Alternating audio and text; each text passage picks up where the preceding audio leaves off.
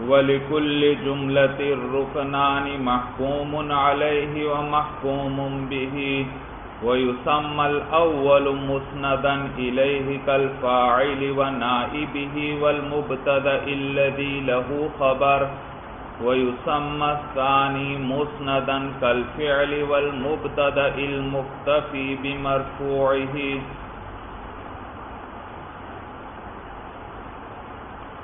گزشتہ سبق میں ہم نے خبر اور انشاء کے بارے میں پڑھنا شروع کیا تھا، اور آپ نے پڑھا تھا کہ ہر کلام یا تو وہ خبر ہوگا یا انشاء، دو ہی قسم کا کلام ہے، یا خبر ہوگا یا انشاء۔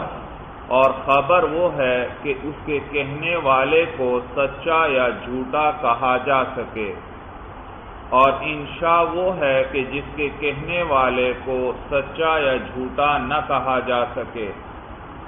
اور آپ نے یہ بھی پڑھا کہ صدق خبر سے مراد یہ ہے کہ خبر واقعے اور خارج کے مطابق ہو، اور کذب خبر کا معنی یہ ہے کہ خبر واقعے کے اور خارج کے مطابق نہ ہو پھر آپ نے نسبت کے بارے میں بھی پڑھا تھا کہ نسبت جو ہے وہ تین قسم پر ہے، ایک نسبت کلامی، ایک نسبت ذہنی اور ایک نسبت خارجی۔ وہ نسبت جو کلام میں پائی جائے وہ نسبت کلامی ہے، اور وہ نسبت جو ذہن میں موجود ہے، ذہن میں جو ایک چیز کو دوسری چیز کے لیے ثابت کیا گیا یا نفی کی گئی اور جو اسناد کیا گیا وہ نسبت ہے اور ذہن میں ہے، تو اس کا نام کیا ہے؟ نسبت ذہنی۔ اور تیسری قسم جو ہے وہ نسبت خارجی ہے بھائی۔ تو آپ نے زید قائم کہا، یہ کلام ہے، اس کے اندر جو نسبت ہے وہ نسبت کلامی، اور ذہن کے اندر جو آپ نے زید قائم کا تصور کیا اور ذہن میں جو قائم کی نسبت کی زید کی طرف، یہ نسبت ذہنی ہے۔ اور خارج میں زید کے لیے قیام ثابت ہوگا یا ثابت نہیں، تو جو بھی صورت ہوگی وہ نسبت خارجی ہے۔ وہ کیا ہے؟ نسبت خارجی ہے۔ تو خارج میں بھی زید کے لیے قیام کا کیا ہوگا؟ ایک وقت میں یا تو اثبات ہوگا یا نفی۔ تو یہ جو قیام کی زید کی طرف نسبت ہے یہ نسبت خارجی ہے، جو بھی ہو، چاہے نفی کی صورت میں ہو چاہے اثبات کی صورت میں ہو، جو بھی ہو، لیکن ہے خارج کے اعتبار سے۔ خارج میں اگر قیام زید کے لیے ثابت ہے، زید کھڑا ہے، تو یہ ہے نسبت خارجی کہ زید کے لیے قیام ثابت ہے۔ اور زید کے لیے اگر خارج میں قیام کی نفی ہے تو اس وقت قیام کی زید سے نفی ہو رہی ہے خارج کے اندر، یہ ہے نسبت خارجی بھائی۔ اور یہ بھی آپ نے پڑھا کہ نسبت کلامی اور نسبت ذہنی میں فرق صرف اعتباری ہے۔ زید قائم میں نے زبان سے کہا تو یہ نسبت بائیں لحاظ کہ یہ اس کلام کے اندر ہے، ان لفظوں کے اندر ہے، یہ نسبت کلامی، اور یہی نسبت بائیں لحاظ کہ یہ ذہن میں موجود ہے تو یہ کیا ہے؟ نسبت ذہنی، نسبت ذہنی۔ تو نسبت کلامی اور چیز، نسبت خارجی اور چیز۔ میں زبان سے کہتا ہوں زید قائم، کیا میرے اس کہنے سے زید پہ کوئی اثر پڑے گا؟ اس کے لیے قیام خارج میں ثابت ہو جائے گا؟ جی نہیں، یہ نسبت کلامی ہے۔ میں زبان سے 10 مرتبہ میں کہوں زید قائم، وہ بیٹھا ہوا ہے تو بیٹھا ہی ہوا ہے ہر حال میں، کوئی اثر پڑا اس پر؟ نہیں۔ خارج کے اعتبار سے زید کے لیے قیام ثابت نہیں، لیکن میں زبان سے کیا کہہ رہا ہوں؟ زید قائم۔ تو نسبت کلامی اور کلام میں بے شک زید کے لیے قیام ثابت کر رہا ہوں، لیکن واقع میں اور خارج میں زید کے لیے قیام ثابت نہیں ہے، اور میرے اس کلام سے اس پر کوئی اثر نہیں پڑے گا۔ اگر وہ قیام خارج میں ثابت تھا تو ثابت رہے گا، یہ میرے کلام کی وجہ سے نہیں ثابت ہوا، وہ خارج میں ہی کھڑا تھا تو اس کے لیے قیام ثابت تھا۔ اور اب میں کہتا ہوں زید قائم اور وہ کھڑا نہیں ہے، بیٹھا ہوا ہے، تو بھی کوئی اثر نہیں پڑے گا، میرے کہنے سے اس کے لیے قیام نہیں ثابت ہو جائے گا، بلکہ خارج میں تو کیا ہے، قیام اس سے قیام کی نفی ہے بھائی۔ صورت سمجھ میں آ گئی بھائی؟ ہاں، بس اب صرف صدق اور کذب کو دیکھا جائے گا۔ اگر میں نے کہا زید قائم اور وہ خارج میں بھی وہ واقعی کھڑا ہے تو نسبت کلامی کس کے مطابق ہو گئی؟ نسبت خارجی کے، تو یہ ہے صدق خبر بھائی، صدق خبر، خبر سچی ہے، خبر کا سچا ہونا۔ اور اگر میں کہتا ہوں زید قائم اور زید تو خارج میں بیٹھا ہوا ہے، تو نسبت کلامی نسبت خبری کے مطابق نہیں، کلام میں زید کے لیے قیام ثابت ہے اور خارج میں زید سے قیام کی نفی ہے، تو دونوں ایک دوسرے کے مطابق نہ ہوئے، تو میری نسبت کلامی نسبت خارجی کے مطابق نہ ہوئی، تو یہ ہے کذب خبر بھائی۔ یہ کیا ہے؟ کذب خبر، خبر کا جھوٹا ہونا۔ آج آپ کو بتلا رہے ہیں وَلِكُلِّ جُمْلَةٍ رُكْنَانِ۔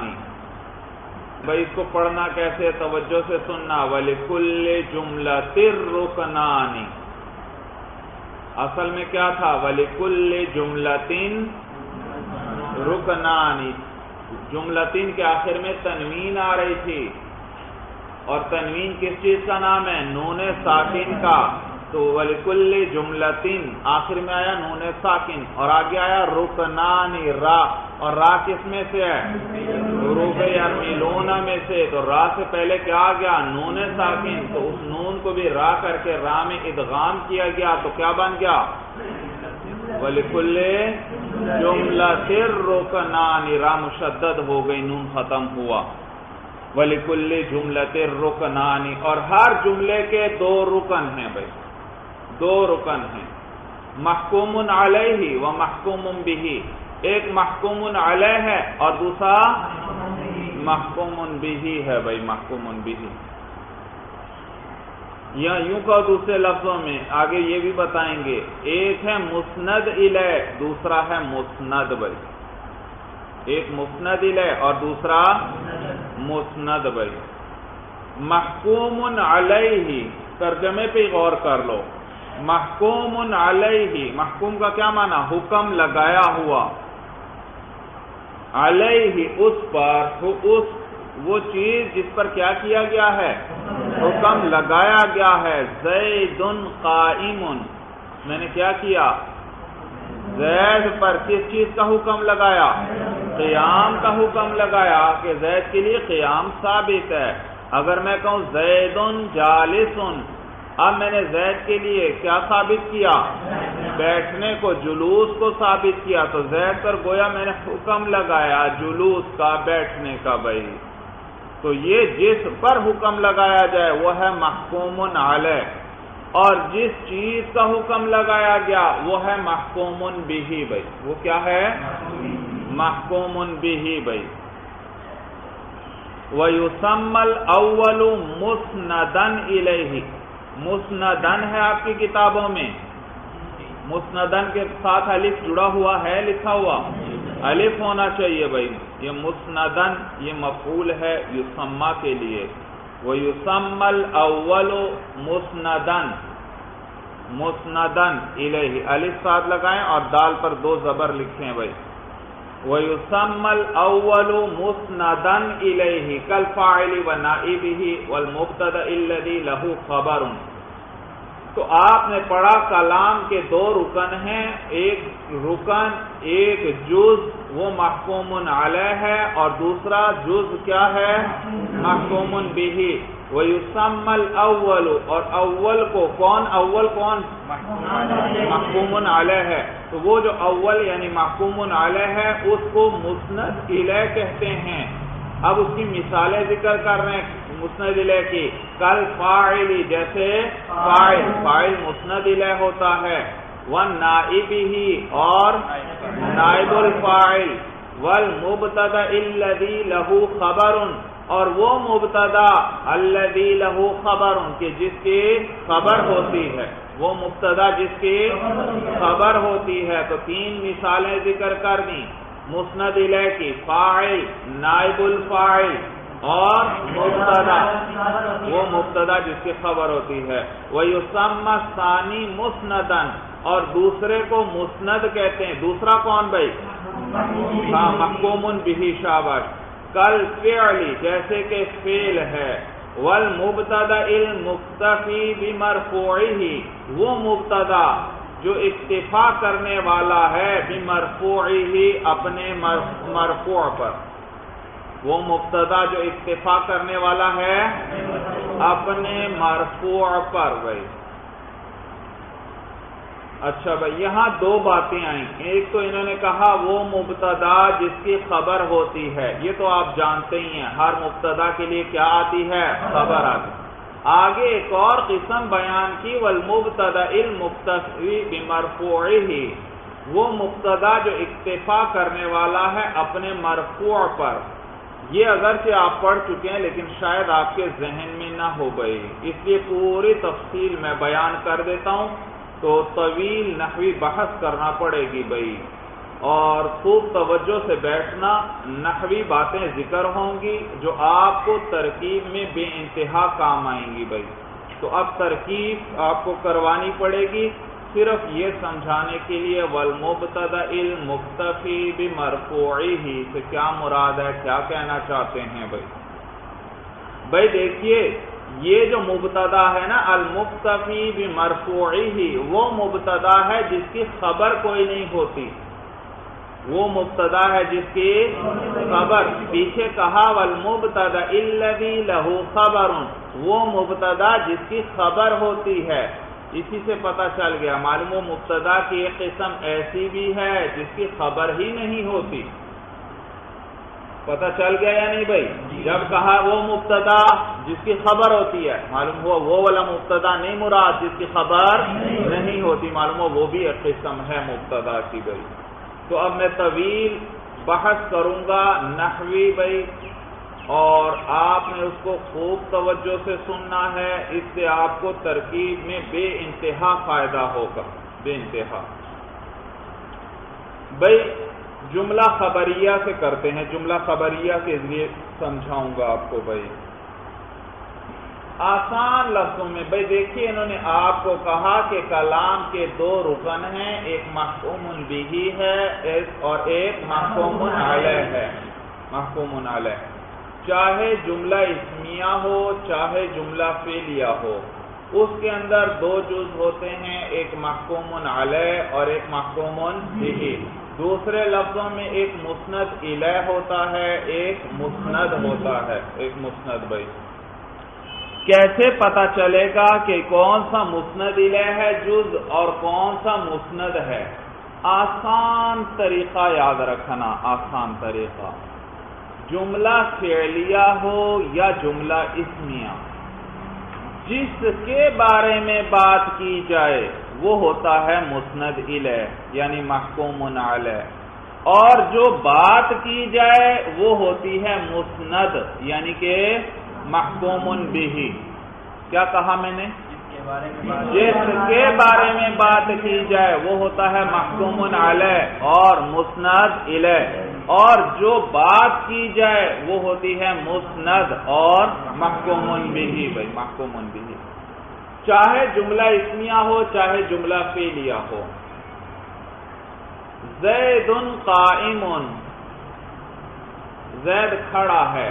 میں نے کس کے بارے میں بات کی؟ زید کے بارے میں. معلوم ہوا زید ہے محکوم علیہ اور مسند الیہ. اور کیا بات کی؟ کہ وہ کھڑا ہے، یعنی اس پر کھڑے ہونے کا حکم لگایا. یہ کیا ہے؟ مسند. اور دوسرے لفظوں میں کیا ہے؟ محکوم بہ. تو معلوم ہوا زید قائم میں مسند الیہ کون؟ زید، جس کے بارے میں بات کی. اور کیا بات کی؟ قائم. تو یہ کیا ہے؟ مسند ہے یعنی محکوم بہ ہے. بھائی جملہ فعلیہ میں دیکھ لیں، قام زید، قام زید، زید کھڑا ہوا. کس کے بارے میں بات کی؟ زید کے بارے میں. زید ہوا مسند الیہ محکوم علیہ. اور کیا بات کی؟ کہ وہ کھڑا ہوا. تو یہ کیا ہے؟ مسند. معلوم ہوا قام زید، کون مسند الیہ؟ زید. اور مسند کون؟ قامہ ہے بھائی. بات سمجھ میں آئی؟ جس کے بارے میں بات کی جائے وہ ہوتا ہے مسند الیہ، اور جو بات کی جائے وہ کیا ہوتی ہے؟ مسند ہوتی ہے. مسند ہوتی ہے، چاہے جملہ اسمیہ ہو چاہے جملہ فعلیہ ہو بھائی، فعلیہ ہو. اب آپ مجھے بتائیے بھائی، ضرب زید، مسند الیہ کون؟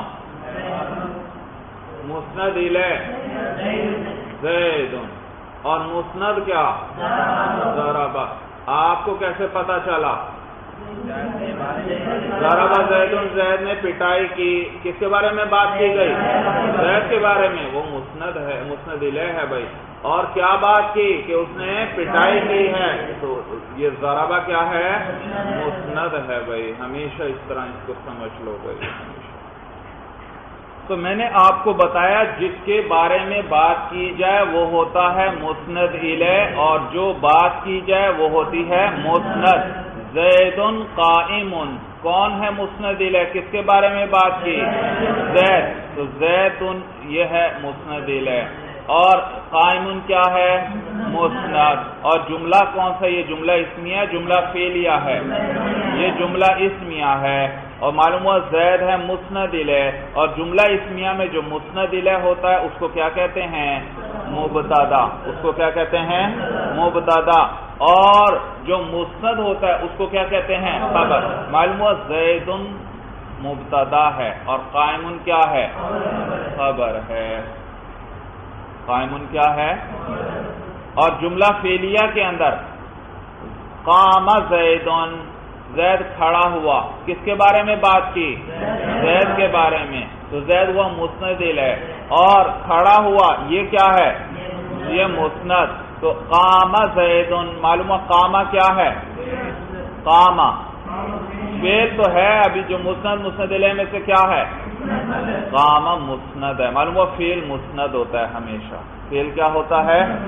اور جو آگے زیدن کیا ہے اس کا؟ وہ فاعل ہے اس کا. اور تو معلوم ہوا فاعل کیا ہوتا ہے؟ وہ مسند الیہ ہوتا ہے. تو مبتدا بھی ہمیشہ کیا ہوتا ہے؟ مسند الیہ. اور فاعل بھی کیا ہوتا ہے؟ مسند الیہ. اسی طرح نائب الفاعل جو ہے وہ بھی کیا ہوتا ہے؟ مسند الیہ ہوتا ہے بھائی. مسند الیہ ہوتا ہے نائب الفاعل. مثلا میں کہتا ہوں ضرب عمر، عمر کی پٹائی کی گئی. کس کے بارے میں بات کی؟ عمر. تو عمر ہوا مسند الیہ، اور کیا بات کی؟ ان کی پٹائی کی گئی. تو معلوم ہوا یہ ہے مسند. تو ضربہ کیا ہوا؟ فعل تو ہے، کیا ہوا؟ یہ ہے مسند. اور عامر نائب الفاعل کیا ہے؟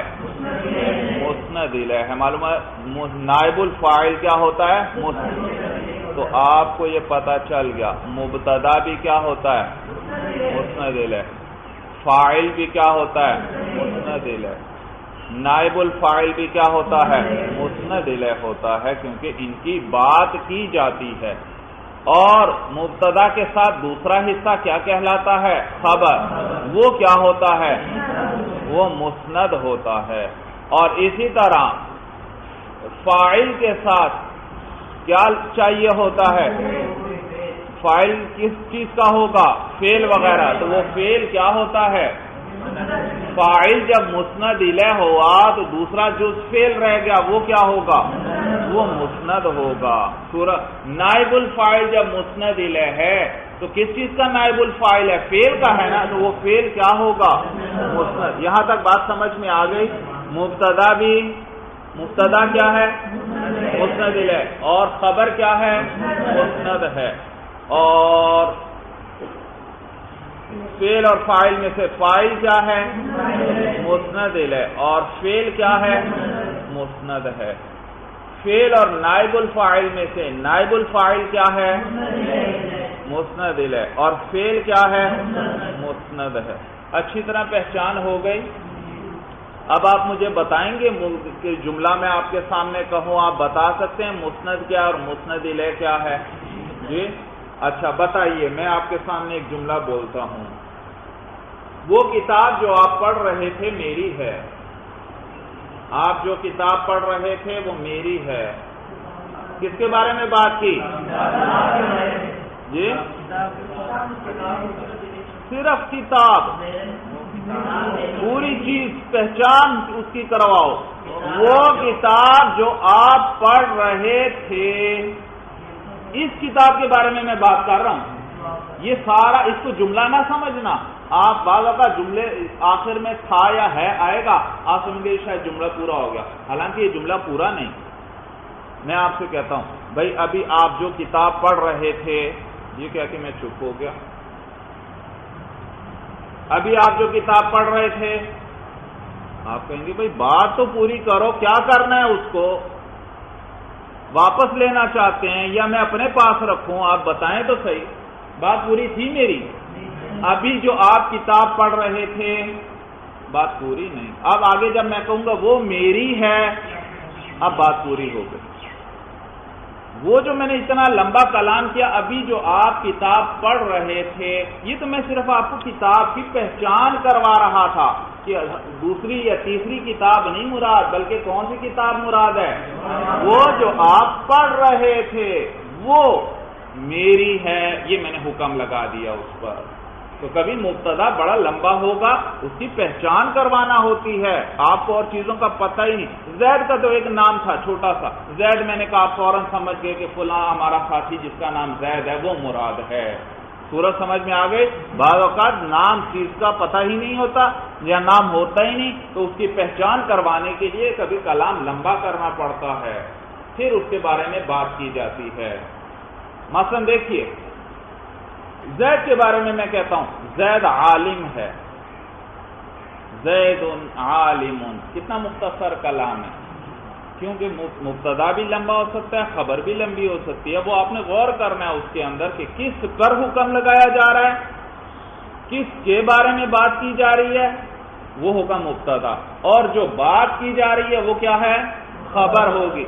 یہ ہے جملہ اسمیہ میں۔ اور اگر جملہ فعلیہ ہو تو جس کے بارے میں بات کی جا رہی ہے وہ ہے فاعل یا نائب فاعل، اور جو بات کی جا رہی ہے وہ کیا ہے؟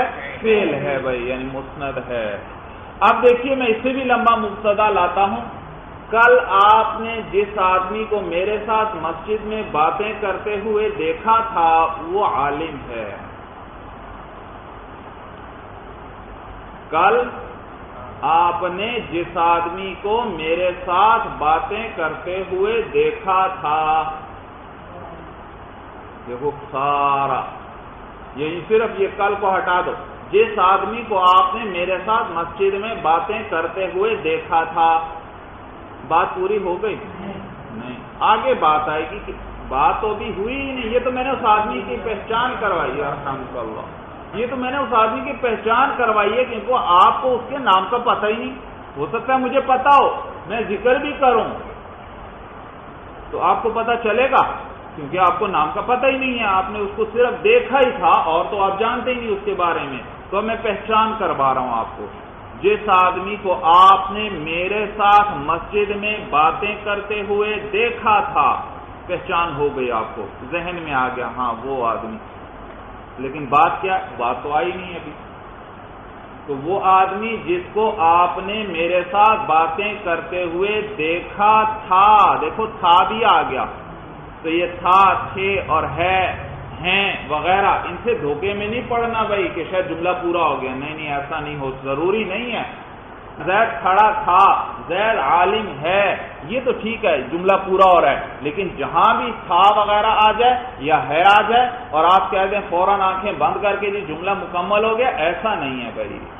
جیسے ابھی دیکھو میں نے اتنا لمبا کلام کیا، جس آدمی کو آپ نے میرے ساتھ باتیں کرتے ہوئے دیکھا تھا آ گیا، لیکن کلام پورا نہیں، اس سے صرف وہ آدمی آپ کے ذہن میں آیا ہے، بات تو میں نے بتائی نہیں اس کے بارے میں۔ آگے میں کہتا ہوں وہ عالم ہے، اب بات آپ کو سمجھ میں آ گئی، صورت سمجھ میں آ گئی۔ تو مبتدا کیا ہوا؟ جس آدمی کو آپ نے میرے ساتھ باتیں کرتے ہوئے دیکھا تھا، یہ سارا مبتدا، اس آدمی کے بارے میں بات کرنے لگا ہوں۔ کیا بات کرنے لگا ہوں؟ وہ عالم ہے، یہ خبر آ گئی بھائی، خبر آ گئی، صورت سمجھ میں آ گئی۔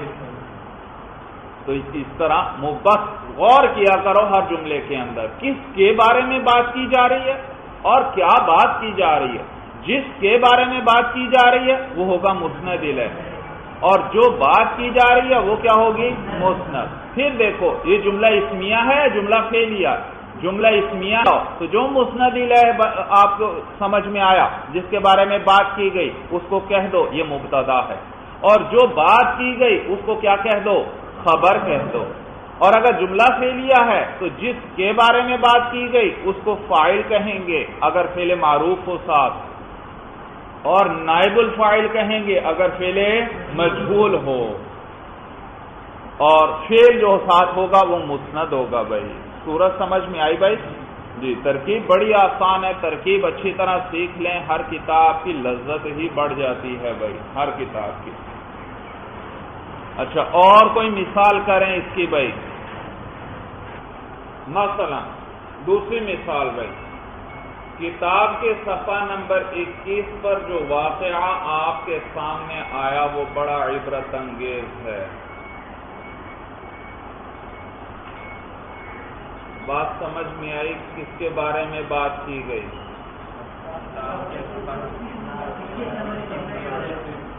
کتاب کے صفحہ نمبر 21 پر جو واقعہ آپ کے سامنے آیا یہ ہے مسند الیہ، وہ بڑا عبرت انگیز ہے، یہ ہے خبر۔ یہ کیا ہے؟ خبر ہے۔ صورت سمجھ میں آ گئی بھائی؟ اب کوئی کلام آئے، آپ مبتدا اور یا آپ اس میں مسند الیہ اور مسند کو پہچان سکتے ہیں یا نہیں بھائی؟ ہاں انشاءاللہ تھوڑا سا آپ غور کریں گے آپ کو خود پہچان ہو جائے گی بھائی، خود پہچان ہو جائے گی۔ تو مبتدا تو دراصل وہ ایک آدھا لفظ ہی ہوگا، وہ آدمی جسے آپ نے کل میرے ساتھ مسجد میں باتیں کرتے ہوئے دیکھا تھا، تو اس میں مبتدا تو صرف ویسے ہے وہ آدمی، لیکن یہ جو ساتھ صفت اور پہچان آ رہی ہے یہ بھی مبتدا سے متعلق ہوتی ہے، اس لیے میں نے سارے کو مبتدا کہا۔ تو وہ آدمی عالم ہے، تو وہ آدمی یہ پورا جملہ کیا تھا؟ وہ آدمی جسے آپ نے میرے ساتھ باتیں کرتے ہوئے دیکھا تھا وہ عالم ہے، تو اس میں سے دراصل مبتدا تو صرف کتنا ہے؟ وہ آدمی، ہاں یہ ہے مبتدا، اور عالم ہے یہ کیا ہے؟ خبر۔ لیکن مبتدا کے ساتھ جو اتنی لمبی بات کی یہ مبتدا کے ساتھ ہی جڑ جاتی ہے، اس کی صفت وغیرہ یا کچھ بنے گی، یعنی اس میں شامل ہوگی بھائی۔ صورت سمجھ میں آ گئی؟ ہاں، تو اس لیے بس دو حصے کرو آپ کو اتنا پتا چل جائے گا، یہ مسند الیہ والا حصہ ہے، یہ کون سا حصہ ہے؟ مسند والا حصہ ہے بھائی، مسند والا حصہ ہے۔ اچھا، اب یاد رکھیے بھائی، اتنا تو آپ کو پتا چل گیا کہ مسند الیہ وہ ہے جس کے بارے میں بات کی جائے، اور مسند وہ ہے جو بات کی جائے۔ اچھا، ایک اور مثال اس کے حل کریں بھائی، آپ مجھے بتائیے کیا مسند الیہ ہے اور کیا مسند ہے؟ میں نے زید کی پٹائی کی، میں نے زید کی پٹائی کی، کس کے بارے میں بات کی میں نے؟ یاد رکھو زید، یہ دھوکے میں نہ پڑ جانا زید کے بارے، آپ کہیں گے زید کے بارے میں بات کی، نہیں نہیں نہیں، یاد رکھیے میں نے اپنے بارے میں بات کی ہے، میں نے کیا کیا ہے؟ پٹائی کی ہے میں نے، اور کس کی ہے؟ زید۔ تو زید مفعول واقع ہو رہا ہے، متکلم خود میں، یہ ہے فاعل، یہ ہے مسند الیہ، اور کیا بات کی ہے اپنے بارے میں اس نے؟ پٹائی کرنے کی، وہ ہے مسند۔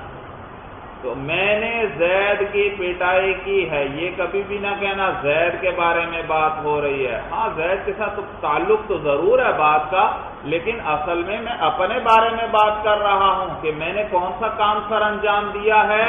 پٹائی کرنے والا۔ تو متکلم ہوا، متکلم ہوگا مسند الیہ، اور کیا بات کی میں نے اپنے بارے میں؟ پٹائی کرنے کی، تو پٹائی کرنا ہوا مسند بھائی، پٹائی کرنا کیا ہوا؟ مسند۔ اب آپ کہیں گے کہ یہ تو عجیب مسئلہ ہو گیا، اب ہم پہچانیں گے کیسے؟ بھائی آسان سی بات ہے، یاد رکھو مفعول جو آئے گا نا کلام کے اندر، اس سے پہلے اردو میں نے کا لفظ آئے گا عموماً، کیا آئے گا؟ ہاں نے، میں نے زید کی پٹائی کی ہے، تو زید سے پہلے کیا لفظ آیا؟ نے، تو بس یہ پہچان ہے، نے پہلے آ جائے جس سے معلوم ہو اس کی بات نہیں ہو رہی، وہ مفعول وغیرہ ہے، وہ کیا ہے؟ مفعول ہے۔ تو میں نے زید کی پٹائی کی، تو زید سے پہلے کیا اردو ترجمے میں آیا؟ نے کا لفظ۔ اس نے کیا بتایا کہ زید کیا ہے؟ مفعول ہے بھائی، معلوم ہوا مفعول، اس پر پٹائی واقع ہوئی ہے۔ ضربت زیدن، دیکھا ضربت۔ اب آپ سے کوئی پوچھے اس کے اندر مسند الیہ کون، مسند کون، آپ کو پتا چل گیا۔ کس کے بارے میں بات کی؟ متکلم نے اپنے بارے میں، معلوم ہوا یہ تا ضمیر جو ہے یہ ہے فاعل، مسند الیہ ہے، اور یہ ضربہ کیا ہے ساتھ جو جڑا ہوا ہے؟ یہ فعل ہے، اور آگے زیدن اس پر نصب پڑھیں گے کیونکہ وہ کیا بن رہا ہے؟ مفعول واقع ہو رہا ہے۔ صورت سمجھ میں آ گئی بھائی؟ بس یہ تو یاد رکھنا بھائی، اتنا تو پتا چل گیا۔ یہ اب میں چونکہ اردو کی مثالیں دے رہا ہوں اس لیے آپ تھوڑا سا پریشان ہو جاتے ہیں کہ جملہ فعلیہ یا جملہ اسمیہ، عربی میں تو آپ کے سامنے کلام ہوگا، اس کو پہلے تو یہ دیکھ لینا کہ جملہ اسمیہ ہے یا جملہ فعلیہ ہے۔ جملہ اسمیہ ہے تو اس میں آپ کو ایک چاہیے مبتدا، ایک کیا چاہیے؟ خبر۔ کس کو مبتدا بنانا ہے، کس کو خبر بنانا ہے؟ اگر ویسے پتہ نہیں چلتا تو اس طریقے سے غور کر لینا، کس کے بارے میں بات کی جا رہی ہے وہ کیا ہوگا؟ مبتدا، اور جو بات کی جا رہی ہے وہ کیا ہوگی؟ خبر ہوگی، خبر ہوگی۔ اور جملہ فعلیہ کے اندر تو معاملہ آسان ہو گیا، آپ کو پتہ چل گیا کہ جو بات کی جاتی ہے وہ ہے فعل، وہ ہے مسند، اور جس کے بارے میں بات کی جاتی ہے وہ ہوتا ہے فاعل یا نائب فاعل ہوتا ہے بھائی۔ اور یہ بھی آپ کو پتا ہے کہ مبتدا پر بھی رفع پڑھتے ہیں، خبر پر بھی کیا پڑھتے ہیں؟ رفع، فاعل پر بھی کیا پڑھتے ہیں؟ رفع، نائب الفاعل پر بھی کیا پڑھتے ہیں؟ رفع پڑھتے ہیں بھائی۔ صورت سمجھ میں آ گئی بھائی؟ تو کچھ اندازہ آپ کو عربی کے لفظوں سے ہی ہو جائے گا، کچھ آپ اس طریقے سے ذرا اس میں غور کر لینا تو اور بات ذہن میں واضح ہو جائے گی بھائی۔ مثلا میں آپ سے کہتا ہوں فی الدار رجل، میں کیا کہتا ہوں؟ فی الدار رجل، اس گھر میں کوئی آدمی ہے، اس گھر میں کوئی آدمی ہے۔ اب آپ مجھے بتائیے فی الدار رجل، ترجمہ بھی سمجھ میں آ گیا، اس گھر میں کوئی آدمی ہے، کیا ترکیب ہوگی؟